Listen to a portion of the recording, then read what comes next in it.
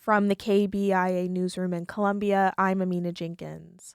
Governor Mike Kehoe wants to get rid of the state's income tax, and yesterday the Republican-led House began the process of putting that choice to voters.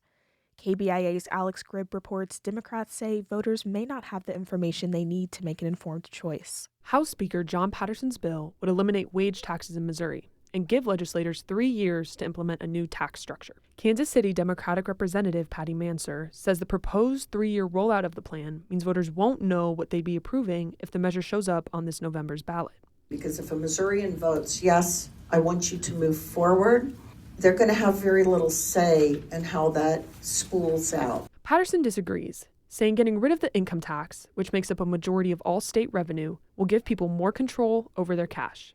I'm Alex Gribb, KBIA News. A Missouri House committee heard testimony yesterday on a bill that would prevent courts from seizing weapons from high-risk individuals. The Columbia Missourian reports House Bill 2176 would prevent the enforcement of red flag gun laws in Missouri. Red flag laws, or extreme risk protection orders, remove guns from individuals that are believed to be at high risk of causing harm to themselves or others.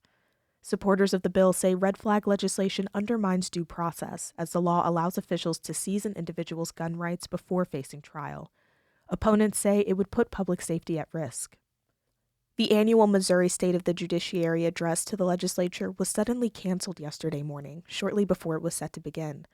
Lily Halloran reports Republicans threatened to protest a state Supreme Court decision issued last week. The Missouri Supreme Court overturned a law passed last year that granted greater control to the Secretary of State to rewrite ballot summaries. Senate Republicans plan to voice their discontent with the court's decision, and many still took to the floor after learning that Supreme Court Chief Justice W. Brent Powell's speech was canceled. Senator Rick Bratton sponsored the bill last session. The spheres of authority that are granted to each branch of government, they don't like it, so therefore they're just going to do whatever the heck they want to do. They want to act like they're the legislature. It's one of many grievances Republicans have raised over Supreme Court decisions in recent years.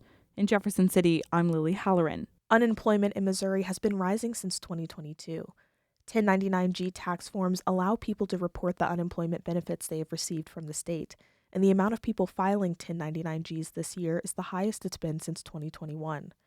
Washington University economics professor John Horn says this rise in unemployment could have to do with companies' increased use of AI. As a lot of firms are believing that a generative AI, ChatGPT, Gemini, Claude, whatever you want, is going to be the solution to getting work done. Horn says the overall uncertainty in the economy is another thing putting businesses on edge and causing them to refrain from hiring.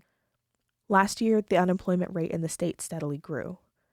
I'm Amina Jenkins, KBIA News, Columbia.